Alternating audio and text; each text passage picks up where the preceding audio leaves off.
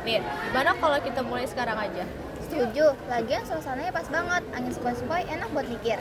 Tapi kayaknya ada yang kurang deh. Kok cuma 9 orang? Alif mana ya? Ada, kayaknya dia datang telat lagi deh. Kebiasaan tuh. Iya, padahal kan kita jelas-jelas udah janjian jam segini. Masa iya kita jadi nunggu lagi? Alif emang anaknya baik dan pintar, tapi soal disiplin, dia masih suka ngelawan waktu. Kadang bikin kesel juga sih.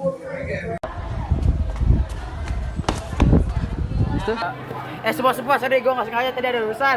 Ada urusan apa lagi, Liv? Jangan bilang ketiduran lagi. Tadi malam aku belajar sampai larut karena baru ingat ada ulangan. Habis itu nggak bisa tidur, HP malah aku pakai buat nonton video. Pas bangun subuh, aku matiin alarm dan ketiduran lagi. Pas bangun jam 9 kurang, aku panik, buru-buru mandi, nggak sempet sarapan, dan langsung lari ke sekolah.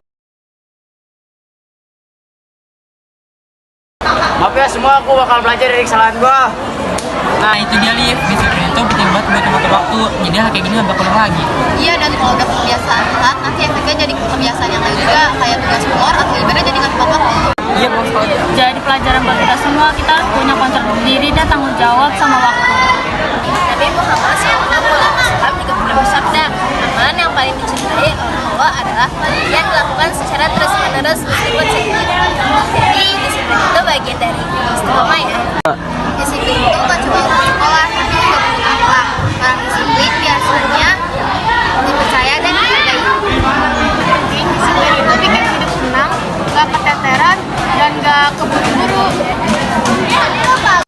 Bener, kita jadi bisa lebih siap untuk menghadapi masa depan kalau misalnya kita disiplin dari sekarang. Sekarang yang paling penting bukan siapa yang paling rajin, tapi siapa yang paling konsisten. Yuk kita simpulin bareng-bareng diskusi hari ini. Dari diskusi kali ini, kita belajar bahwa disiplin sangat penting bagi semua aspek kehidupan. Disiplin melatih kita buat bertanggung jawab, tepat waktu, dan jadi pribadi yang lebih baik. Gak akan ada kesuksesan tanpa disiplin karena orang sukses selalu punya rutinitas dan kontrol diri. Yuk mulai disiplin dari hal-hal kecil. Contohnya, ibadah tepat waktu, datang tepat waktu, dan belajar tepat waktu. Dan kalau udah merasa kayak aku tadi, jangan malu untuk berubah. Mari kita baca bareng-bareng.